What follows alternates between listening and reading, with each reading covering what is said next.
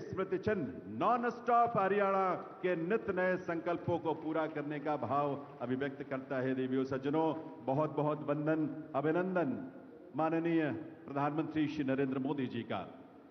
मैं अब निवेदन करूंगा माननीय मुख्यमंत्री हरियाणा श्री नायब सिंह सैनी जी से कि वे प्रदेशवासियों की ओर से माननीय प्रधानमंत्री महोदय के स्वागत के साथ साथ अपने संबोधन के लिए पधारें। माननीय मुख्यमंत्री हरियाणा श्री नायब सिंह सैनी जी।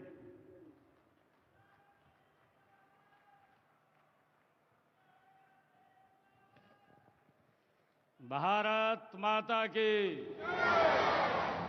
भारत माता की। आज हम सब के लिए ये बहुत ही सौभाग्य का दिन है। दुनिया के सबसे लोकप्रिय नेता, भारत के यशस्वी प्रधानमंत्री आदरणीय नरेंद्र मोदी जी आज हरियाणा को विकसित हरियाणा बनाने के लिए आज हरियाणा में पधारे हैं। मैं हरियाणा की 2,80,00,000 लोगों की तरफ से आदरणीय नरेंद्र मोदी जी का स्वागत करता हूं, उनका धन्यवाद करता हूं। माननीय प्रधानमंत्री जी, महाराजा अग्रसेन जी की इस पावन धरा और वीर भूमि हरियाणा में पधारने पर मैं अपने सभी हरियाणा परिवारजनों की ओर से आपका हार्दिक स्वागत करता हूं, अभिनंदन करता हूं और आपको हरियाणा की ऐतिहासिक जीत की बधाई देता हूं। आपको राम राम करता हूं। आदरणीय प्रधानमंत्री जी, यह वही हिसार है जहां की मिट्टी के मेहनत की खुशबू उठती है, जहां पशुधन की समृद्धि गूंजती है, जहां के सैनिकों ने हमेशा हंसकर देश के लिए कुर्बानियां दी हैं। आज विद्या का प्रकाश हर घर को रोशन करता है। यहाँ की राखी गढ़ी में हमें हमारी प्राचीन सभ्यता की गौरव गाथा सुनाती है। तो अग्रोहा की धरती महाराजा अग्रसेन के व्यापारिक वैभव को और सामाजिक समरसता की कहानी ये कहती है। आदरणीय प्रधानमंत्री जी, आपके आशीर्वाद से अब हमारे खेतों में सिर्फ फसलें नहीं, उम्मीदें भी लहलहाती हैं। आपके आगमन से यह ऐतिहासिक धरा विकास के सुनहरे पथ पर दौड़ पड़ी है। हिसार की हवा आज एक नया जोश है, एक नई चमक है। माननीय प्रधानमंत्री जी, आज भारतीय संविधान के शिल्पी भारत रत्न डॉक्टर साहेब भीमराव अंबेडकर जी की 135वीं जयंती है। मैं उन्हें सत सत नमन करता हूं और समूचे प्रदेश को उनकी जयंती की हार्दिक बधाई और शुभकामनाएं देता हूं। मुझे खुशी है आदरणीय प्रधानमंत्री जी, आज 14 अप्रैल का यह दिन हम सब के लिए बड़ा ही ऐतिहासिक है। आज हम सब उस क्षण के साक्षी बन रहे हैं जब इस पावन भूमि पर नवनिर्मित महाराजा अग्रसेन हवाई अड्डे से भगवान श्री राम की नगरी अयोध्या में महर्षि वाल्मीकि अंतर्राष्ट्रीय हवाई अड्डे तक हवाई उड़ानों का शुभारंभ हो रहा है। और साथ ही हरियाणा के इस पहले एयरपोर्ट के टर्मिनल के भवन का भी आपके कर कमलों द्वारा आज शिलान्यास हो रहा है। माननीय प्रधानमंत्री जी, रामनवमी के अवसर पर आपने श्रीलंका में राम सेतु के दर्शन किए, जो हमारी सांस्कृतिक धरोहर का एक जीवंत प्रमाण है। और आज से आपके नेतृत्व में हिसारवासी सीधी फ्लाइट से अयोध्या जाकर भगवान राम लला के दर्शन का पुण्य लाभ प्राप्त कर सकेंगे। आदरणीय प्रधानमंत्री जी, यह केवल एक हवाई सेवा नहीं बल्कि हमारी आस्था और संस्कृति को जोड़ने वाली एक अनमोल कड़ी है। माननीय प्रधानमंत्री जी, आपका हरियाणा से अपना एक अलग रिश्ता है और हरियाणा के लोगों का भी आपसे अपना एक अलग ही प्रेम और लगाव है। आप विधानसभा चुनाव के दौरान 28 दिसंबर 2024 को हिसार आए थे। आपने इसी स्थल से हरियाणा की जनता से तीसरी बार भारतीय जनता पार्टी की सरकार बनाने का वायदा लिया था। माननीय प्रधानमंत्री जी, मुझे आज यह कहते हुए गर्व महसूस हो रहा है कि हरियाणा के लोगों ने आपसे किया हुआ अपना वायदा पूरा कर दिया है। माननीय प्रधानमंत्री जी, जो ऐतिहासिक जीत हरियाणा में भारतीय जनता पार्टी को मिली है, यह जीत हरियाणा की जनता का आपके ऊपर विश्वास की जीत है। यह जीत आपकी नीति की जीत है। यह जीत आपकी नीयत की जीत है और आपके नेतृत्व की जीत है।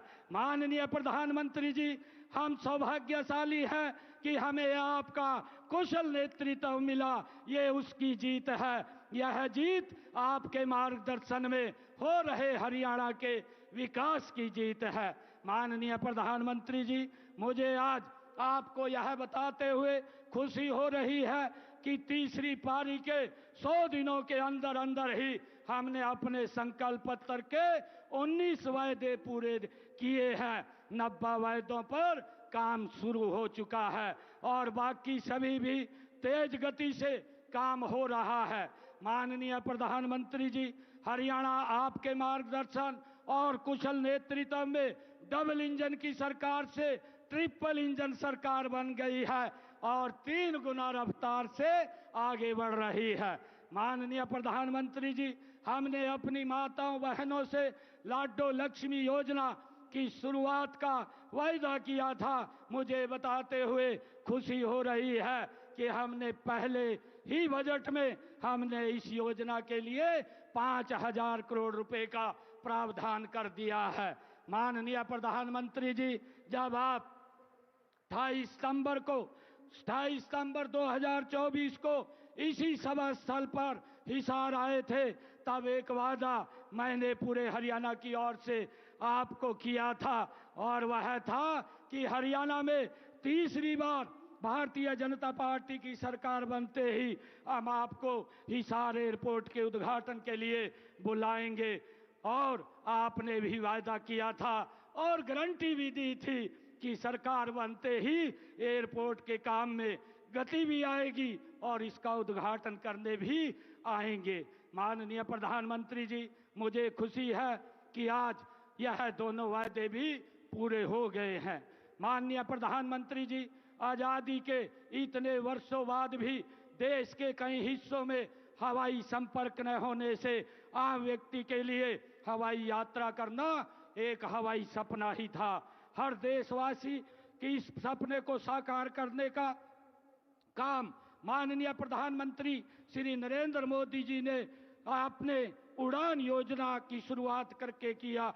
माननीय प्रधानमंत्री जी, आज यहाँ आपके कर कमलों द्वारा एयरपोर्ट के दूसरे टर्मिनल के भवन का शिलान्यास भी हो रहा है और यहाँ से अयोध्या, जम्मू, अहमदाबाद, जयपुर और चंडीगढ़ के लिए लगातार हवाई उड़ानों का क्रम भी शुरू हो जाएगा। इसका लाभ हरियाणा के साथ साथ पंजाब, राजस्थान के लोगों को भी मिलेगा। प्रदेश का पहला एयरपोर्ट आपके आशीर्वाद से मिला है, इसके लिए आपका बहुत बहुत धन्यवाद करता हूं।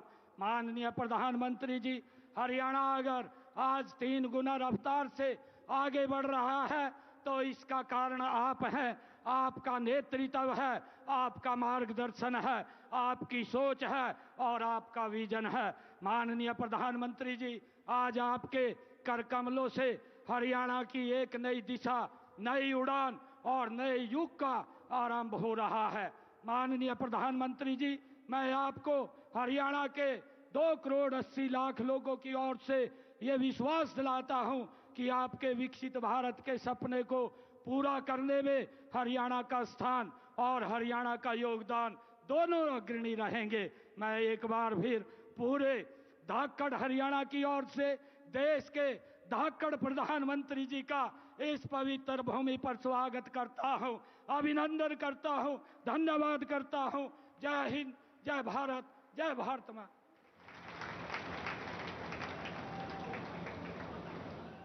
बहुत बहुत आभार माननीय मुख्यमंत्री महोदय का। देवियों सज्जनों, अब समय है हमारे संकल्पों की उड़ान का। आज यहां माननीय प्रधानमंत्री महोदय महाराजा अग्रसेन अंतर्राष्ट्रीय हवाई अड्डे के दूसरे टर्मिनल के निर्माण कार्य की शिला पट्टिका का अनावरण करेंगे पहले, और फिर हिसार हवाई अड्डे से पहली व्यावसायिक उड़ान का भी शुभारंभ करेंगे। मैं निवेदन करूंगा माननीय प्रधानमंत्री महोदय से कि वे पहले रिमोट का बटन दबाकर महाराजा अग्रसेन अंतर्राष्ट्रीय हवाई अड्डे के दूसरे टर्मिनल के निर्माण की शिला पट्टिका का अनावरण करने की कृपा करें।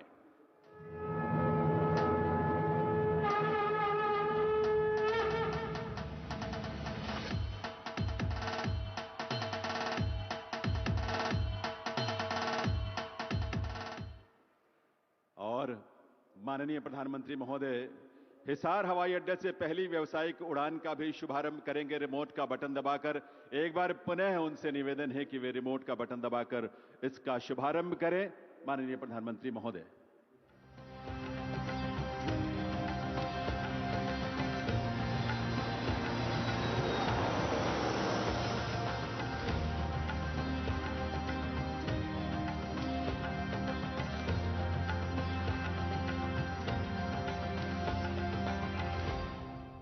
देवियों सज्जनों, आप सबको हृदय से बधाई इस उड़ान की, संकल्पों के इस नए उड़ान की। और ये दृश्य आपके सामने हमारे इस एयरपोर्ट के उस रनवे का है जहां से पहली व्यावसायिक उड़ान जो है वो टेक ऑफ करने वाली है, उसकी शुरुआत हो रही है। और ये सजीव दृश्य आप देख पा रहे हैं, और वो विमान भी आप देख पा रहे हैं जो यहां से उड़ान भरकर प्रभु श्री राम की नगरी यहां से प्रस्थान करेगी। महर्षि वाल्मीकि अंतर्राष्ट्रीय हवाई अड्डा अयोध्या धाम के लिए जो रवाना हो रही है करतल ध्वनि के साथ। आइए अपनी शुभकामनाएं दें और अपनी तरफ से बधाई भी सभी प्रदेशवासियों को, देश के लोगों को। ये उड़ान जो आपके सामने अब एक नए संकल्प के साथ आसमान छूने के लिए, आसमान की ऊंचाइयों को छूने के लिए आगे बढ़ चुकी है। बहुत बहुत आभार माननीय प्रधानमंत्री महोदय का इस उड़ान के लिए, इस सौगात के लिए। आज के विशेष दिन पर ये उड़ान को लेकर एक शुरुआत है जो भविष्य में और भी विस्तार पाएगा। संकल्पों की इस उड़ान पर आधारित एक फिल्म हमने तैयार की है जिसमें हिसार के इस महाराजा अग्रसेन अंतर्राष्ट्रीय हवाई अड्डे के नए स्वरूप की झलक आपको नजर आएगी। आइए देखते हैं ये फिल्म। हरियाणा का दिल हिसार, जहां इतिहास की गूंज हवाओं में तैरती है और भविष्य की उड़ान तैयार है। प्रधानमंत्री श्री नरेंद्र मोदी जी की गति शक्ति योजना के तहत हिसार अब हवाई नक्शे पर नई ऊंचाइयां छुएगा। आज माननीय प्रधानमंत्री जी ने महाराजा अग्रसेन हवाई अड्डे से अयोध्या के लिए पहली उड़ान को अपने शुभ कर कमलों से रवाना किया और टर्मिनल 2 के निर्माण की आधारशिला भी रखी, जिस पर लगभग 486 करोड़ रुपए खर्च होंगे। हरियाणा सरकार के सहयोग से बना ये एयरपोर्ट न केवल क्षेत्रीय विकास और रोजगार का द्वार खोलेगा, बल्कि देश के प्रमुख शहरों से सीधी हवाई कनेक्टिविटी भी सुनिश्चित करेगा। 7200 एकड़ में फैले इस इंटीग्रेटेड एविएशन हब में 4200 एकड़ पर एयरपोर्ट और 3000 एकड़ पर एविएशन हब विकसित हो रहा है। 3000 मीटर लंबा रनवे हर मौसम और हर समय उड़ानों के लिए तैयार है। ATR 72 से लेकर एयरबस 320 तक की उड़ानों के संचालन के लिए भी सक्षम। हरियाणा का ये एयरपोर्ट हर साल 21 लाख यात्रियों को संभाल सकेगा। शुरुआती उड़ानों में अयोध्या, जम्मू, जयपुर, अहमदाबाद और चंडीगढ़ को जोड़ा जा रहा है। व्यापार, पर्यटन और औद्योगिक विकास को नई रफ्तार देने के लिए हिसार हवाई अड्डा, जहां सपनों की डोर अब सीधे जुड़ती है आसमान से। आप सबकी करतल ध्वनि के साथ आइए इस अवसर को हम मिलकर मनाएं उत्साह से, जहां ये सौगात आज हम सबको मिली है प्रधानमंत्री महोदय के करकमलों से। देवी सज्जनों, माननीय प्रधानमंत्री महोदय की प्रेरणा और उनके मार्गदर्शन में हरियाणा प्रदेश ने बीते 10 वर्षों में विकास और सुशासन के नए प्रतिमान स्थापित किए हैं। 10 वर्षों की इस यात्रा पर आधारित एक लघु फिल्म है जो हमने तैयार की है। आइए देखते हैं ये फिल्म। 2014 देश ने एक बड़ा बदलाव देखा। मैं नरेंद्र दामोदर दास मोदी प्रधानमंत्री नरेंद्र मोदी जी ने देश की कमान संभाली और अपने कड़े और बड़े फैसलों से देश को एक नई दिशा दी। पर हरियाणा में भी था भेदभाव, क्षेत्रवाद का बोलबाला। अगर पारदर्शिता भी थी तो सिर्फ बातों और दावों में। ऐसे कठिन समय में हरियाणा ने मोदी जी का साथ चुना और फिर हुआ हरियाणा में एक नए दौर का उदय। हरियाणा अद्भुत संभावनाओं का राज्य है। डबल इंजन सरकार आपके लिए विकसित हरियाणा बनाने में जुटी है। मोदी जी के इस विजन को मिशन बनाया हरियाणा सरकार ने। राज्य की नीतियां, निर्णय और सरकार द्वारा लोगों के लिए प्रयास सुशासन की डोर में बंधे अंतिम छोर तक हरियाणा सरकार पहुंची। ध्येय सिर्फ सेवा रहा और मिशन विकास।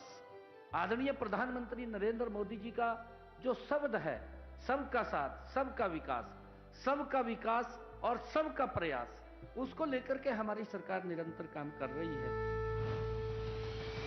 हरियाणा ने लोगों को गरीबी से बाहर लाने का संकल्प सिर्फ कागजों पर नहीं, जमीन पर उतारा।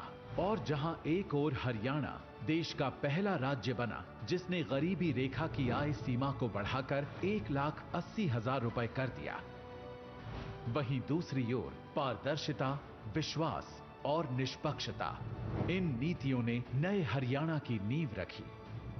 आज 60 विभागों की 819 सेवाएं ऑनलाइन मिल रही हैं। साथ ही हरियाणा परिवार पहचान पत्र जारी करने वाला देश का पहला राज्य है। इससे 52 लाख परिवारों को योजनाओं का लाभ मिल रहा है और वो भी घर बैठे।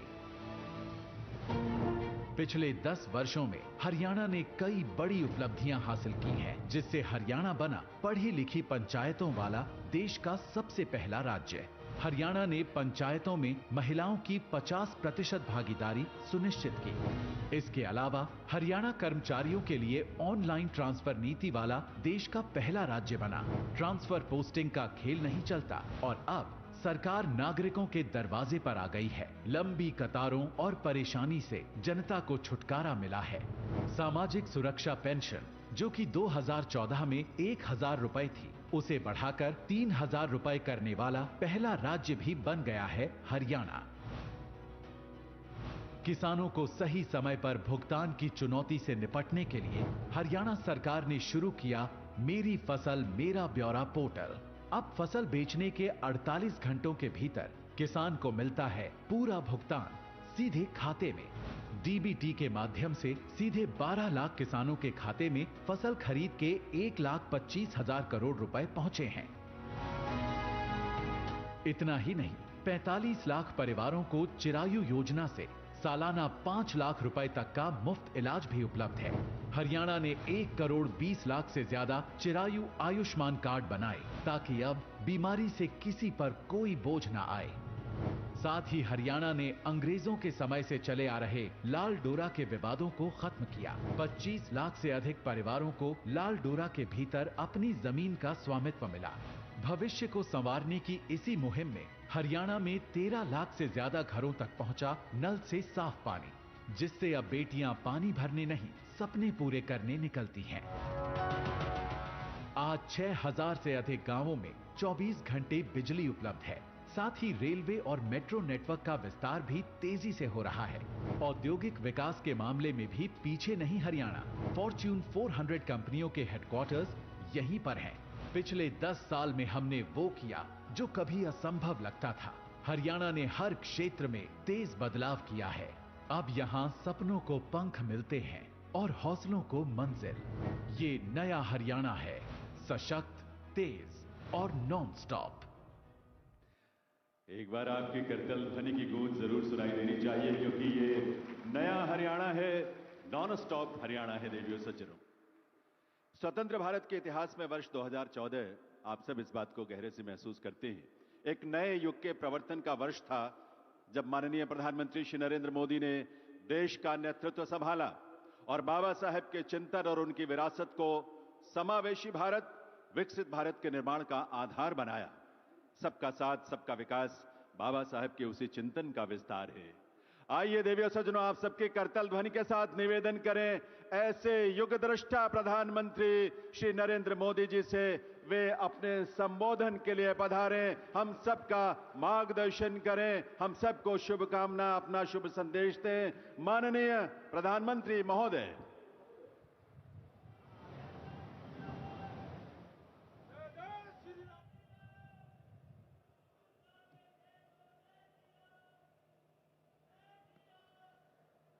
मैं कहूंगा, बाबा साहब आंबेडकर, आप सब 2 बार बोलिए, अमर रहे, अमर रहे। बाबा साहब आंबेडकर, बाबा साहब आंबेडकर, बाबा साहब आंबेडकर। हरियाणा के मुख्यमंत्री श्रीमान नायब सिंह सैनी जी, केंद्रीय मंत्रिमंडल के मेरे साथी श्रीमान मुरलीधर मोहोल जी, हरियाणा सरकार के सभी मंत्रीगण, सांसद और विधायकगण और मेरे प्यारे भाई और बहनों, मारे हरियाणा के धाकड़ लोगों ने राम राम।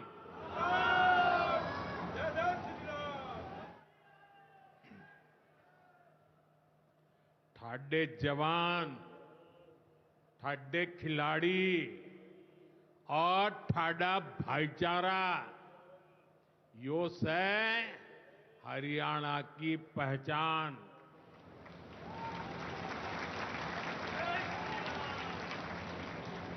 लावणी के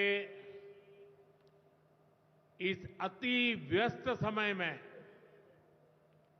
आप इतनी विशाल संख्या में हमें आशीर्वाद देने पहुंचे हैं। मैं आप सभी जनता जनार्दन का अभिनंदन करता हूं। गुरु जंबेश्वर, महाराजा अग्रसेन और अग्रोहा धाम को भी श्रद्धापूर्वक नमन करता हूं। साथियों, हरियाणा से, हिसार से मेरी कितनी ही यादें जुड़ी हुई है। जब भारतीय जनता पार्टी ने मुझे हरियाणा की जिम्मेदारी दी थी, तो यहां अनेक साथियों के साथ मैंने लंबे समय तक मिलकर काम किया था। इन सभी साथियों के परिश्रम ने भारतीय जनता पार्टी की हरियाणा में नींव को मजबूत किया है। और आज मुझे ये देखकर गर्व होता है कि भाजपा विकसित हरियाणा, विकसित भारत के लक्ष्य को लेकर पूरी गंभीरता से काम कर रहा है। साथियों, आज का दिन हम सभी के लिए पूरे देश के लिए और खास करके दलित, पीड़ित, वंचित, शोषित उन सब के लिए बहुत महत्वपूर्ण दिवस है। उनके जीवन में तो दूसरी दिवाली होती है। आज संविधान निर्माता बाबा साहब आम्बेडकर की जयंती है। उनका जीवन, उनका संघर्ष, उनका जीवन संदेश हमारी सरकार की 11 साल की यात्रा का प्रेरणा स्तंभ बना है। हर दिन, हर फैसला, हर नीति बाबा साहब आम्बेडकर को समर्पित है। वंचित, पीड़ित, शोषित, गरीब, आदिवासी, महिलाएं, इनके जीवन में बदलाव लाना, इनके सपनों को पूरा करना, ये हमारा मकसद है। इसके लिए निरंतर विकास, तेज विकास, और यही भाजपा सरकार का मंत्र है। साथियों, इसी मंत्र पर चलते हुए आज हरियाणा से अयोध्या धाम के लिए फ्लाइट शुरू हुई है। यानी अब श्री कृष्ण जी की पावन भूमि हरियाणा प्रभु राम की नगरी से सीधे जुड़ गई है।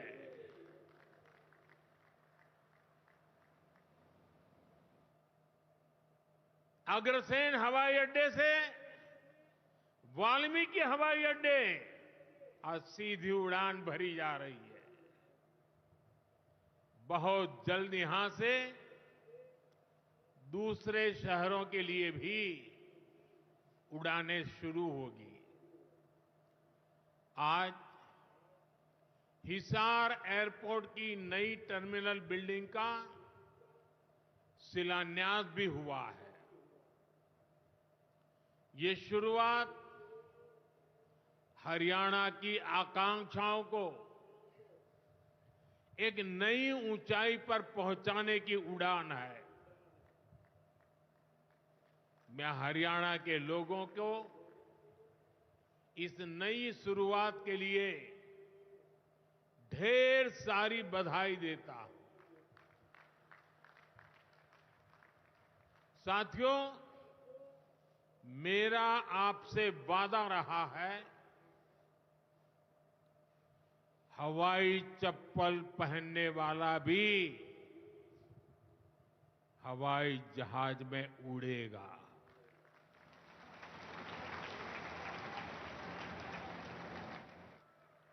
और ये वायदा हम देश में चारों तरफ पूरा होता देख रहे हैं।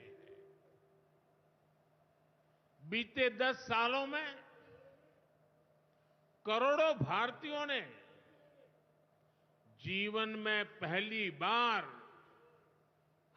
हवाई सफर की है।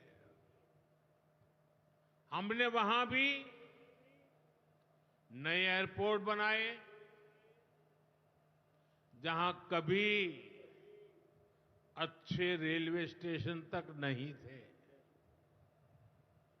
2014 से पहले देश में 74 एयरपोर्ट थे। सोचिए, 70 साल में 74।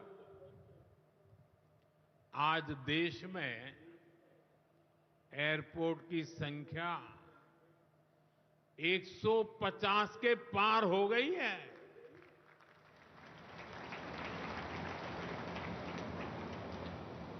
देश के करीब 90 एरोड्रम उड़ान योजना से जुड़ चुके हैं। 600 से अधिक रूट पर उड़ान योजना के तहत हवाई सेवा चल रही है। इनमें बहुत कम पैसों में लोग हवाई यात्रा कर रहे हैं और इसलिए आज हर साल हवाई यात्रा करने वालों का नया रिकॉर्ड बन रहा है। हमारी एयरलाइन कंपनियों ने भी रिकॉर्ड संख्या में 2000 नए जहाजों का, हवाई जहाजों का ऑर्डर दिया है और जितने नए जहाज आएंगे उतनी ही ज्यादा नौकरियां पायलट के रूप में हो, एयर होस्टेस के रूप में हो, सैकड़ों नई सेवाएं भी होती है। एक जगह हवाई जहाज चलता है तब ग्राउंड स्टाफ होता है, न जाने कितने काम होते हैं। ऐसी अनेक सेवाओं के लिए नौजवानों को रोजगार के अवसर मिलेंगे। इतना ही नहीं, हवाई जहाज के मेंटेनेंस से जुड़ा एक बड़ा सेक्टर भी अनगिनत रोजगार बनाएगा। हिसार का ये एयरपोर्ट भी हरियाणा के नौजवानों के सपनों को नई ऊंचाई देगा।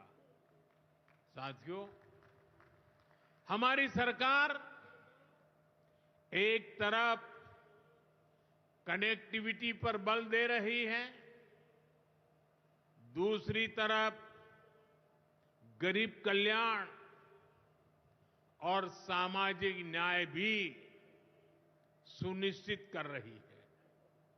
और यही तो बाबा साहब आंबेडकर का सपना था। हमारे संविधान निर्माताओं की यही आकांक्षा थी। देश के लिए मरने मिटने वालों का भी यही सपना था। लेकिन हमें ये कभी भूलना नहीं है कि कांग्रेस ने बाबा साहब आंबेडकर के साथ क्या किया।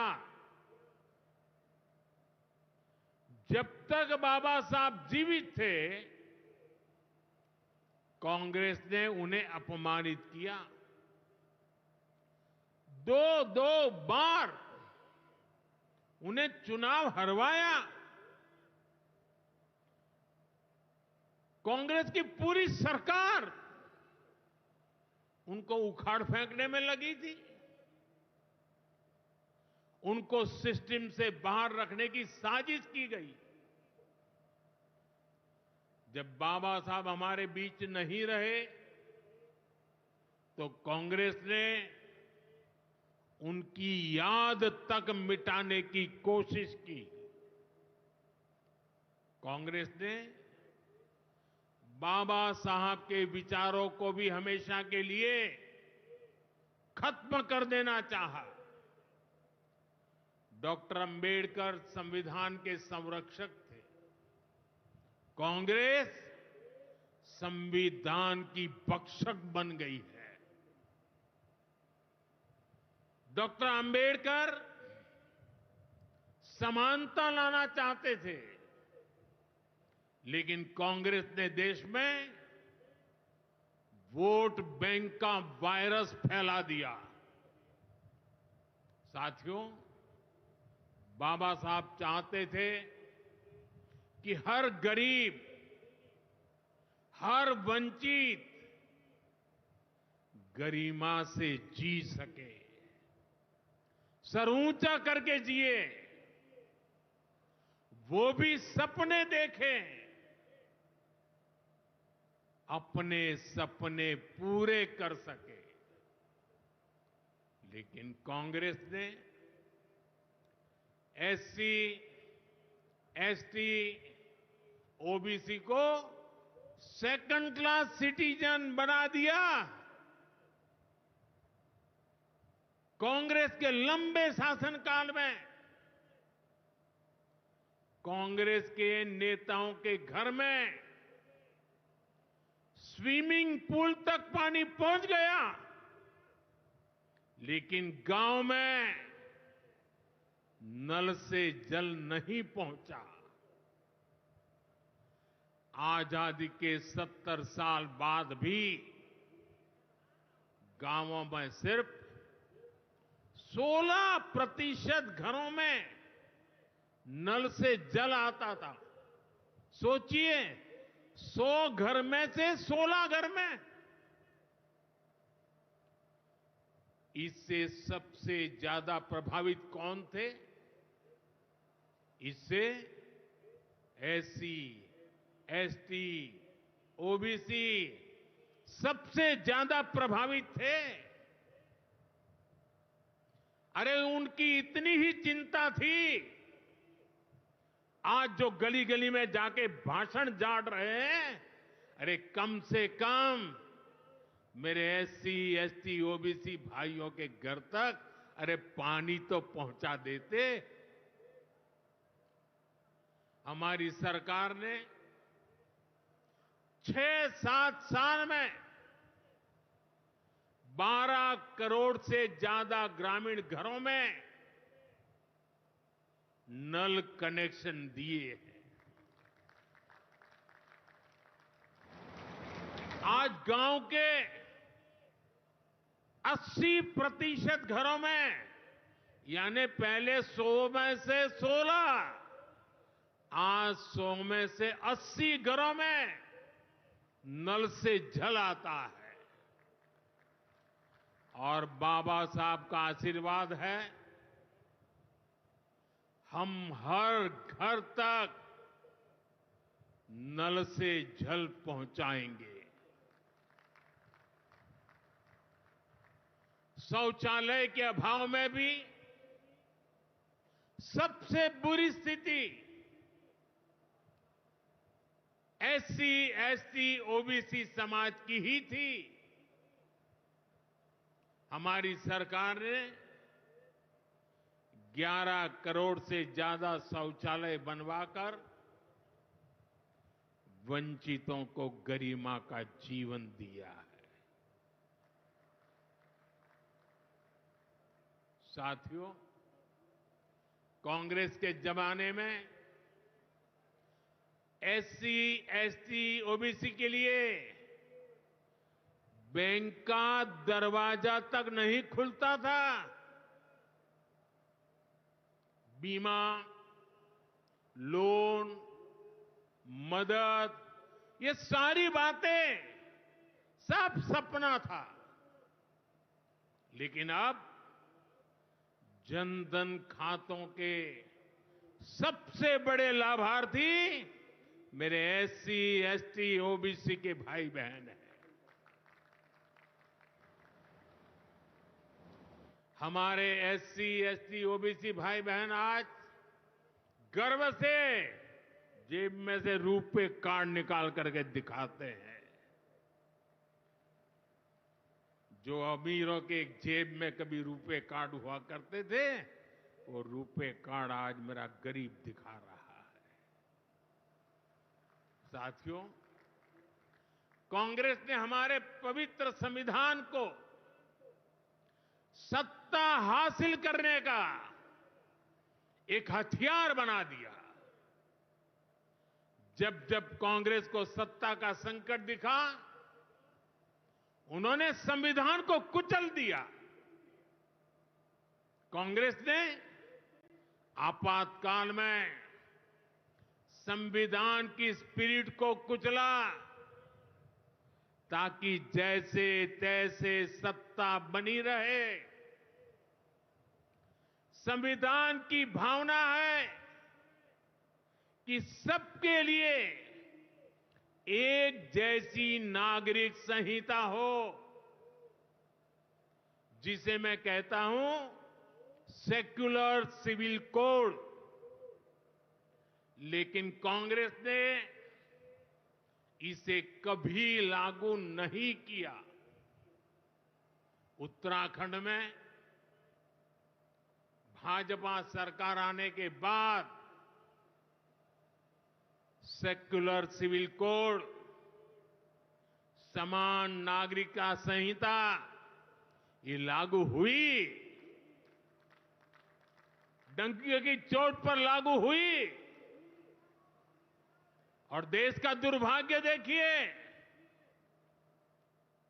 संविधान को जेब में लेकर के बैठे हुए लोग, संविधान पर बैठ गए हुए लोग, ये कांग्रेस के लोग उसका भी विरोध कर रहे हैं। साथियों, हमारे संविधान ने एससी, एसटी, ओबीसी के लिए आरक्षण का प्रावधान किया, लेकिन कांग्रेस ने उनको आरक्षण पहुंचा कि नहीं पहुंचा, उनके बच्चों को शिक्षा के लिए सुविधाएं प्रारंभ मिलना शुरू हुआ कि नहीं हुआ, एससी, एसटी, ओबीसी के कोई व्यक्ति अधिकार से वंचित तो नहीं रह गए, उसकी कभी परवाह नहीं की। लेकिन राजनीतिक खेल खेलने के लिए कांग्रेस ने बाबा साहब आंबेडकर ने जो सपना देखा था, सामाजिक न्याय के लिए संविधान में जो व्यवस्था की थी, उसको भी पीठ में छुरा भोंककर उस संविधान के उस प्रावधान को तुष्टीकरण का माध्यम बना दिया। अभी आपने भी समाचारों में सुना होगा, कर्नाटका की कांग्रेस सरकार ने टेंडर में भी अब एससी, एसटी, ओबीसी के अधिकार छीन करके धर्म के आधार पर आरक्षण दे दिया, जबकि संविधान में बाबा साहब आंबेडकर ने साफ साफ शब्दों में चर्चा में कहा था कि संविधान में कतई धर्म के आधार पर आरक्षण की व्यवस्था नहीं की जाएगी। और हमारे संविधान ने धर्म के आधार पर आरक्षण के लिए प्रतिबंध लगाया हुआ है। साथियों, कांग्रेस की तुष्टीकरण की इस नीति का बहुत बड़ा नुकसान मुस्लिम समाज को भी हुआ है। कांग्रेस ने सिर्फ कुछ कट्टरपंथियों को ही खुश किया है, बाकी समाज बेहाल रहा, अशिक्षित रहा, गरीब रहा। कांग्रेस की इस कुनीति का सबसे बड़ा प्रमाण वक्फ कानून है। देश आजाद होने के बाद 2013 तक वक्फ का कानून चलता था, लेकिन चुनाव जीतने के लिए, तुष्टीकरण की राजनीति के लिए, वोट बैंक की राजनीति के लिए 2013 के आखिर में, आखिरी सत्र में कांग्रेस ने इतने सालों तक चल रहे वक्फ के कानून में आनन फानन संशोधन कर दिया ताकि चुनाव में वोट पा सके। वोट बैंक को खुश करने के लिए इस कानून को ऐसा बना दिया कि बाबा साहब आंबेडकर के संविधान की ऐसी की तैसी संविधान से ऊपर कर दिया। ये बाबा साहब का सबसे बड़ा अपमान का काम था। साथियों, ये कहते हैं कि उन्होंने मुसलमानों के हित में किया। मैं जरा ऐसे सभियों से पूछना चाहता हूं, वोट बैंक के भूखे इन राजनेताओं से कहना चाहता हूं, अगर सच्चे अर्थ से आपके दिल में मुसलमानों के लिए थोड़ी भी हमदर्दी है तो कांग्रेस पार्टी अपने पार्टी के अध्यक्ष मुसलमान को बनाए। क्यों नहीं बनाते भाई? संसद में टिकट देते हैं 50% मुसलमानों को दो। जीत करके आएंगे तो अपनी बात बताएंगे, लेकिन ये नहीं करना है। कांग्रेस में तो कुछ नहीं देना है। देश के नागरिकों के अधिकारों को छीनना और देना, इनकी नीयत किसी का भी भला करने की कभी नहीं रही, मुसलमानों का भला करने की भी नहीं रही। यही कांग्रेस की अच्छी सच्चाई है। साथियों, वक्फ के नाम पर लाखों हेक्टेयर जमीन पूरे देश में है।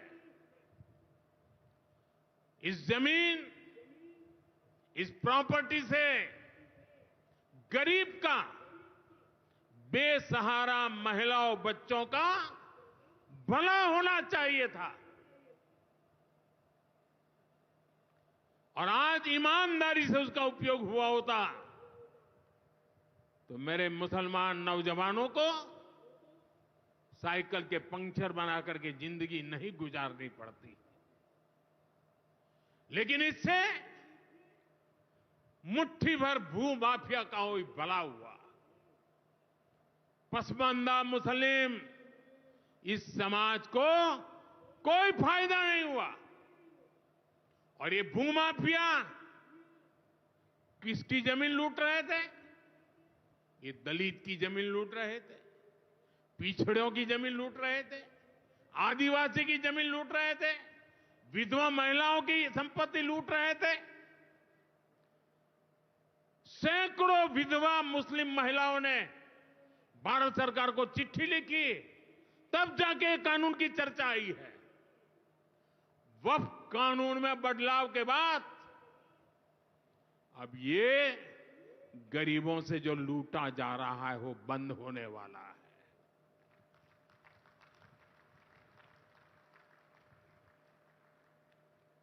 और सबसे बड़ी बात, हमने एक बहुत बड़ा जिम्मेदारीपूर्ण महत्वपूर्ण काम किया है। हमने इस वक्फ कानून में एक और प्रावधान किया है। अब नए कानून के तहत, वक्फ के कानून के तहत, किसी भी आदिवासी की जमीन को हिंदुस्तान के किसी भी कोने में आदिवासी की जमीन को, उसके घर को, उसकी संपत्ति को ये वक्फ बोर्ड हाथ भी नहीं लगा पाएगा। ये आदिवासी के हितों की रक्षा करने का, संविधान की मर्यादाओं का पालन करने का हमने बहुत बड़ा काम किया है। नए प्रावधानों से वक्फ की भी पवित्र भावना का सम्मान होगा। मुस्लिम समाज के गरीब और पसमानदा परिवारों, मुस्लिम महिलाओं, खास करके मुस्लिम विधवाओं को, मुस्लिम बच्चों को उनका हक भी मिलेगा और भविष्य में उनका हक सुरक्षित रहेगा। और यही तो बाबा साहब आंबेडकर ने संविधान के स्पिरिट में हमें काम दिया हुआ है। यही असल स्पिरिट है, यही असली सामाजिक न्याय है। साथियों, हमारी सरकार ने 2014 के बाद बाबा साहब आंबेडकर की प्रेरणा को आने वाली पीढ़ियों तक पहुंचाने के लिए अनेक महत्वपूर्ण कदम उठाए। बाबा साहब देश और दुनिया में जहां जहां रहे वे सभी स्थान उपेक्षित थे।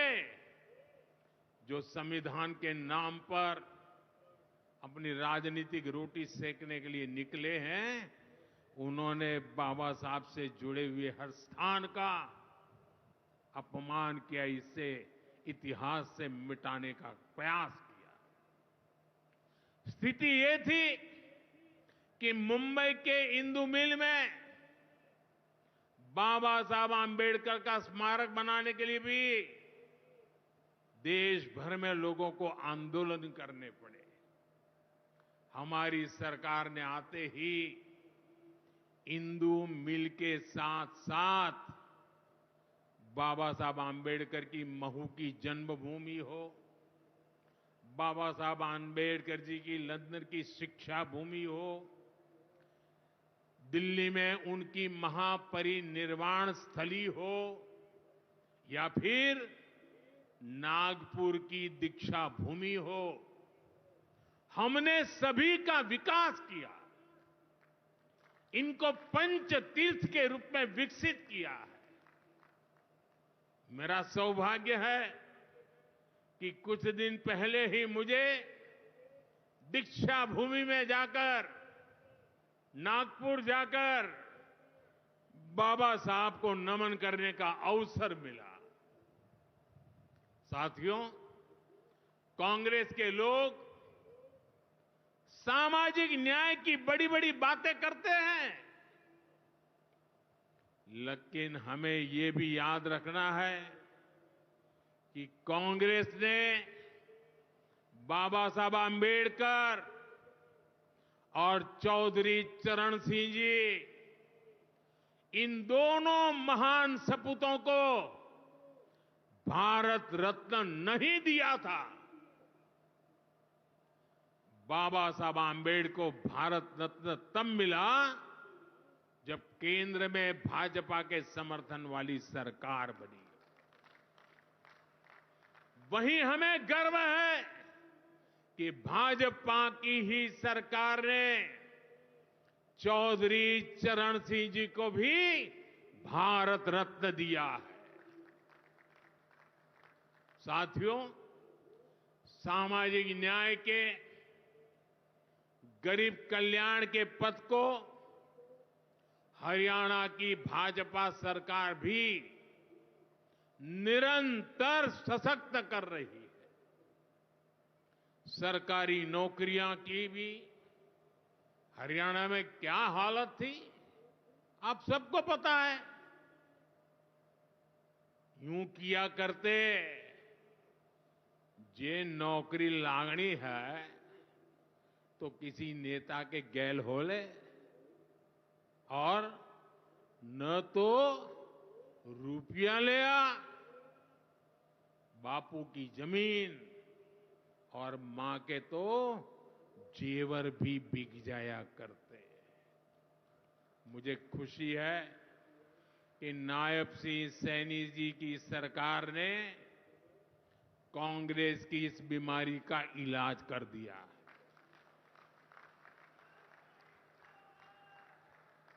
बिना खर्ची, बिना पर्ची के नौकरियां देने का जो ट्रैक रिकॉर्ड हरियाणा का है, वो अद्भुत है। और मुझे गर्व है कि मुझे ऐसे साथी मिले हैं, ऐसी साथी सरकार मिली है। यहां के 25,000 नौजवानों को सरकारी नौकरी ना मिले, इसके लिए कांग्रेस ने एड़ी चोटी का जोर लगा दिया था।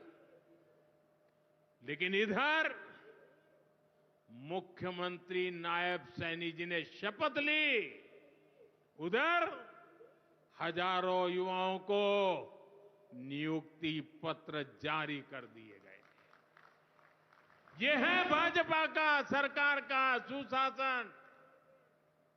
और अच्छा ये है कि नायब सिंह सैनी जी की सरकार आने वाले वर्षों में हजारों नई नौकरियों का रोड मैप बना करके चल रही है।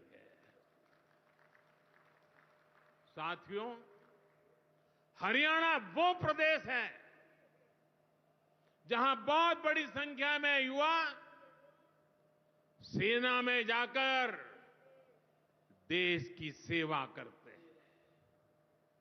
कांग्रेस ने तो वन रैंक वन पेंशन को लेकर भी दशकों तक धोखा ही दिया। ये हमारी सरकार है जिसने वन रैंक वन पेंशन योजना लागू की। अब तक हरियाणा के पूर्व फौजियों को भी ओआरओपी के वन रैंक वन पेंशन के 13,500 करोड़ रुपए 13,500 करोड़ रुपए दिए जा चुके हैं। आपको याद होगा, इसी योजना पर झूठ बोलते हुए कांग्रेस सरकार ने पूरे देश के फौजियों के लिए सिर्फ 500 करोड़ रुपए का प्रावधान किया था। अब आप सोचिए, अकेले हरियाणा में 13,500 करोड़, और कहां 500 करोड़, कैसी आंख में धूल डालने की प्रवृत्ति थी। कांग्रेस किसी की सगी नहीं है, वो सिर्फ सत्ता की सगी है। वो ना दलितों की सगी है, न पिछड़ों की सगी है, न मेरे देश की माता बहन बेटियों की सगी है, और न ही वो मेरे फौजियों की सगी है। साथियों, मुझे पूरा विश्वास है कि हरियाणा विकसित भारत के संकल्प को मजबूती देगा। खेल हो या फिर खेत, हरियाणा की मिट्टी की खुशबू दुनिया भर में महक बिखेरती रहेगी। मुझे हरियाणा के अपने बेटे बेटियों पर बहुत भरोसा है। ये नया एयरपोर्ट, ये नई उड़ान हरियाणा के सपनों को पूरा करने की प्रेरणा बने, और इतनी विशाल संख्या में आप आशीर्वाद देने आए, ये मेरा सौभाग्य है। मैं आपको सर झुका करके नमन करता हूं, और अनेक सफलताओं के लिए अनेक अनेक शुभकामनाएं देता हूं, बहुत बहुत बधाई देता हूं। मेरे साथ बोलिए, भारत माता की, भारत माता की, भारत माता की। बहुत बहुत धन्यवाद। आइए हम सब अपने अपने स्थान पर खड़े होकर हृदय से आभार व्यक्त करें माननीय प्रधानमंत्री श्री नरेंद्र मोदी जी का। करतल ध्वनि की गूंज पूरे देश में सुनाई देनी चाहिए। बहुत बहुत आभार हरियाणा प्रदेश के जन जन की ओर से, आप सभी की ओर से, इस देश के यशस्वी प्रधानमंत्री श्री नरेंद्र मोदी जी का। आज का दिन आपने हरियाणा प्रदेश की विकास यात्रा को समर्पित किया है। बाबा साहेब की 135वीं जयंती को आप